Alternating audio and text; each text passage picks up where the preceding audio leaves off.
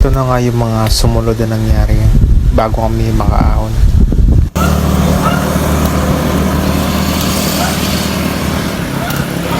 Pre, pa dyan ko pre! Karga!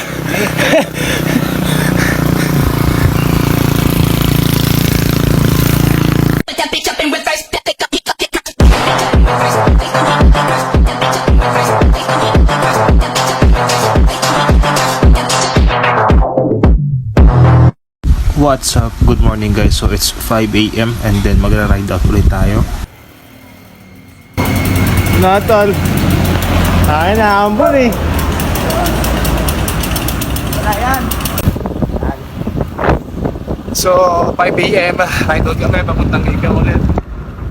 Pero sa kaya kami naman sa Malasan, medyo naambon, pero hindi ko na naman. Yan.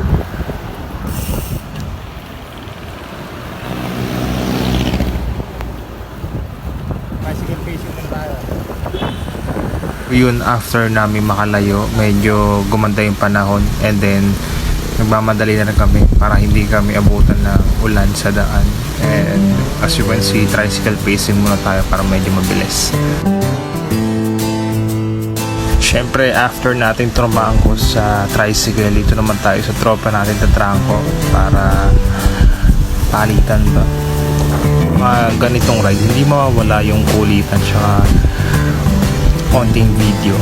So makikita nyo yung tropa natin kung paano rumimate ito. Ano, nakakita ng video yan par. Tapos kakar ko. Ano pre, tuloy pa tayo? Ha? Tuloy. Ano, tuloy tayo? Tara, tuloy tayo. Tangin na, siklisa tayo, ulan lang yan. Ano, ang kulimlim mo, hindi na makita yung bundok sa Medyo Kibiyang. malapit na kami.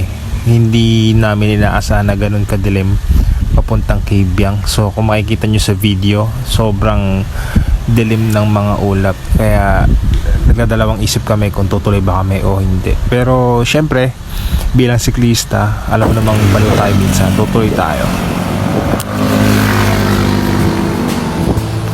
Pre-heaven!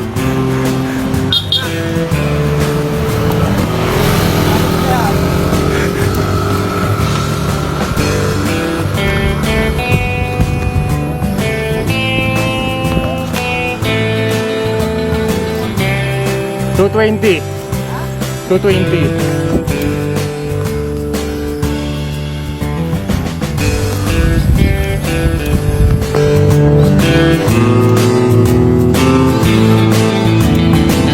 Ito yung pangalawang ahon dito, papuntang Puerto.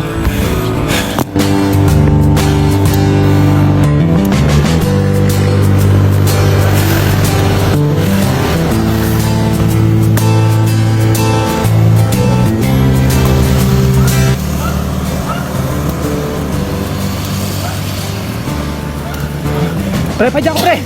Karga!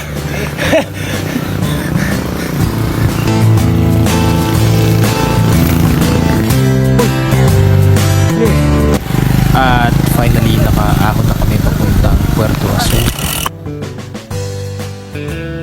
Siyempre, hindi mawawala yung food trip natin pagkatapos ng mahabang padyakan from Bacoor to Puerto Azul, no? So kung makikita nyo, hindi lang pagkain ang mapupuntahan nyo rito, pati napakagandang sightseeing or overlooking view dito. Syempre, after nating mag-food trip, no, kakain tayo ng masarap na halo-halo, pre. Hanggang dito na lang muna tayo, no, mga pre, kasi hindi ko na nakuhanan ng video yung papunta naming Kibiyang, pero sobrang sulit dito.